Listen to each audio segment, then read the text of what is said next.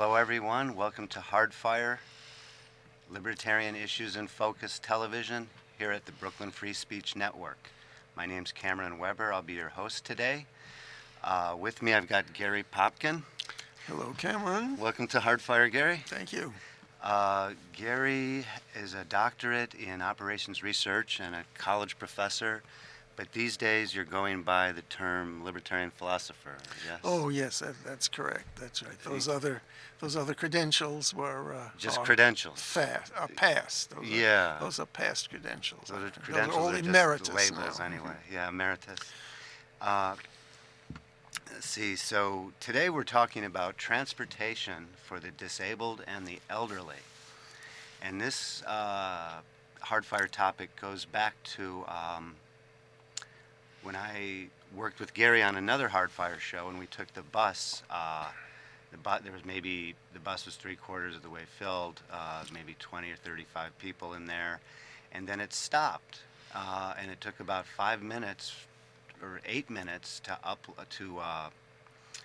put in a disabled person. The bus had to stop. It had to lower the ramps. The disabled person came in. It went up again, and then that whole thing took about 10 minutes or 5 minutes, just to say 5 minutes it took, 35 people there, so that's 150 minutes of people's time that it took. So, and then Gary looked over at me and said, isn't there a better way to do this? Wouldn't it be better just to give these people cash? And so that's what we're talking about, is the inefficient and perhaps disrespectful transportation systems for the disabled and the elderly. Yes, and very expensive.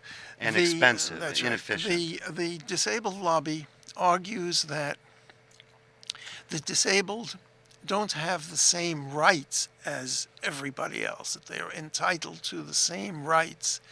And they argue that this method of providing transportation for the disabled gives them dignity, gives them the ability to ride like anybody else. Now, of course, this entails enormous expense because every vehicle has to be so equipped, and every train station in the nation, and of course, and every bus and every jitney and every sort of vehicle, every taxi. So this is what we're concerned about here at Hardfire, is where we look at public policies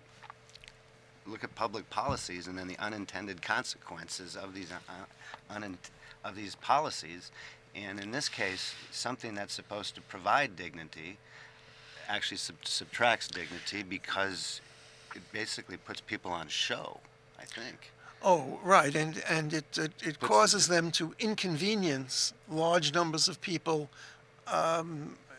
in a very obvious way. Now, of course, many government policies inconvenience people in ways that the victims don't know about. But here, the people who are inconvenienced are obviously so, and so it's the exact, as you say. Isn't that the point? Isn't that the point of government, though? To everything they do should be visibly directed towards a good purpose. That's from Hayek.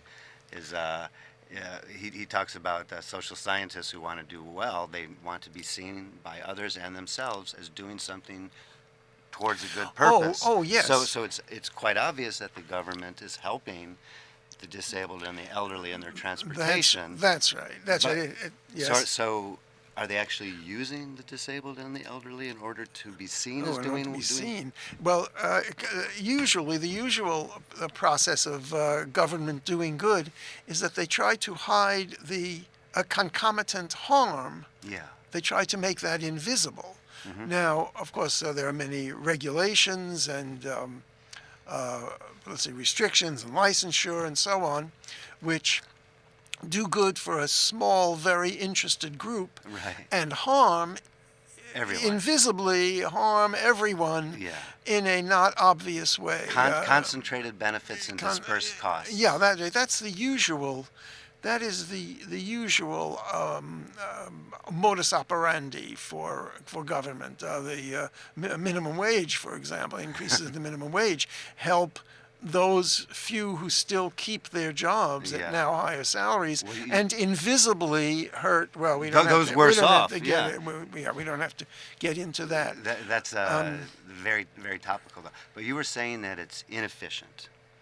Oh, And expensive. It seems to Current be public transportation enormously systems for the enormously disabled expensive. and the elderly are expensive because of all this huge infrastructure that's required. Right. Now, in New York City, we have jitneys provided by the public called Accessoride, Yeah. usually incorrectly pronounced Accessoride, and if I was to assess it, I would give it a D minus or an F.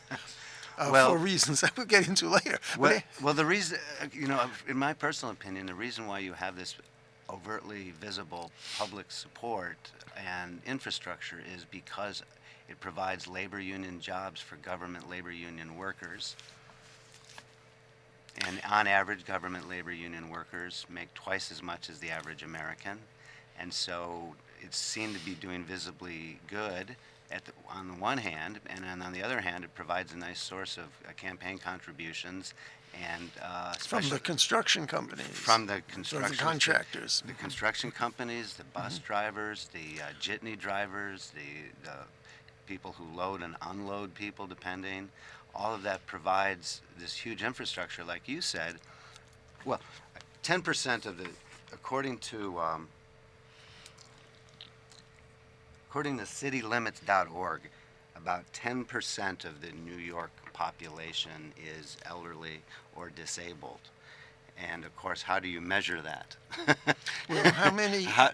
Who is more disabled than whom? Yes, right. And how do you Now, decide how who many gets of them the free use? rides? How many of them use Accessoride, and how many of them use this expensive infrastructure? I was listening to some people talk. I was waiting to get equipment here at the studio, and it was one woman was pregnant and was very visibly pregnant, and another woman was less visibly pregnant, and the less visibly pregnant woman was sitting down in the reserved for the disabled section, and then the more pregnant woman came up, so the less pregnant woman got up and made the.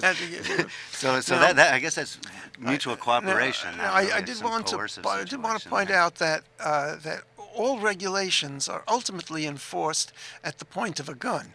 Right. And so, what if we have a situation where a wheelchair user gets onto the bus and someone is sitting in the wheelchair seat and refuses to get up? Yeah. So what you're So then talking about is the state has a legal monopoly on coercion. Yes, and every time power is given to government, it means more police, more enforcers, and more risk of death. Now you say, "Oh, how is a wheelchair incident going to result in death?" Well, the abled passenger refuses to get up, and the bus driver perhaps comes over and tries to intimidate the passenger. The bus driver makes a decision of who's more disabled Who's than more someone disabled, else, and then they're and qualified let's say to do that. and the Anybody no, yeah, right, qualified. anyway, and the bus driver, of course, can't physically remove the passenger. The Right. bus driver has to call the cops, and Yeah. whenever you call the cops, somebody gets killed, or at least a dog gets killed, because the cops arrive. They don't know. Yeah. What Meanwhile, has the bus happened. passengers are sitting there. Yeah, we're all waiting. sitting. That's right, sitting there. Us, you and I. So the cops arrive. They don't know what the situation is. They don't know who are the good guys, who are the bad guys. Right. They don't know what has transpired Exactly. previously. They don't know what interactions have transpired. They don't know what is under control and what One is not intervention under leads control. to another intervention. This And is if law. there's a dog around, the dog really is threatening to the police. If the dog belongs to some passenger or if it's in the street, the dog is going to protect its owner, Yeah. whether the owner is a good guy or a bad guy, and the dog usually ends up dead because the dog really is a threat to the cops. And Right. of course, if the passenger is black, he will be choked to death. More likely to be hurt than. Choked to death. Well, so it So doesn't these are the ultimately unintended- end in death. Every such regulation, every requirement. So these are some of the unintended consequences of our current and inefficiency of our current policies. is there an alternative? Oh, money. Well, yes. Is there a better Give them. alternative than the public Now, provision of oh, transportation for the disabled and the elderly? Oh, well, yes. Well, of course, for one thing, in New York City, Yeah. the disabled can just be politely asked to use Accessoride instead of using the buses and subways. But Politely asked. failing that, A huge bus that comes pick somebody up and failing that, How we can about give the Uber- money. That's Uber right. and We Lyft? give the disabled. If we decide, if we agree that it is the government's obligation to Right. provide transportation, Yeah. that's a separate Separate show. issue, yeah. Yeah, then we give the disabled money. Now, Which they can then use privately through the market, which is more efficient than this public infrastructure the way it is now.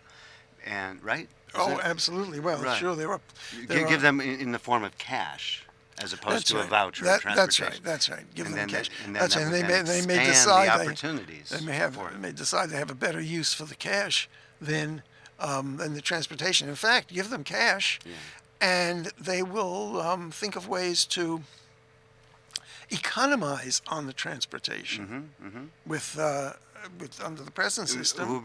Under Uber and Lyft, but that's privately provided, and so the state doesn't want to go there, I believe, because it's privately provided. They're independent. The drivers are independent contractors, and therefore they can't be unionized. And there goes a nice source of campaign contributions and votes if you can't unionize the workers.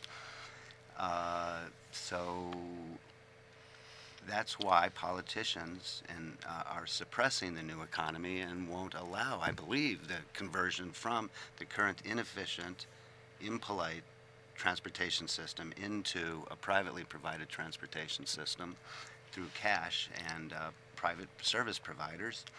I call that problem, I call that the gig economy versus the vested interests, or the new economy versus the vested interests. You can't go to these market-based solutions because it loses the tax base and the power base for the vested interests, which in this case are labor unions and politicians. Well, the vested And interests. taxi drivers. And taxi drivers. And That's the right, public taxi drivers. transportation providers. There have probably been vested interests for as long as there have been interests, for as long as there's been government. Yeah. We're concerned about. My mom is getting a little older, and she uses Lyft and Uber to get around, and it's very convenient. They come right to you right away.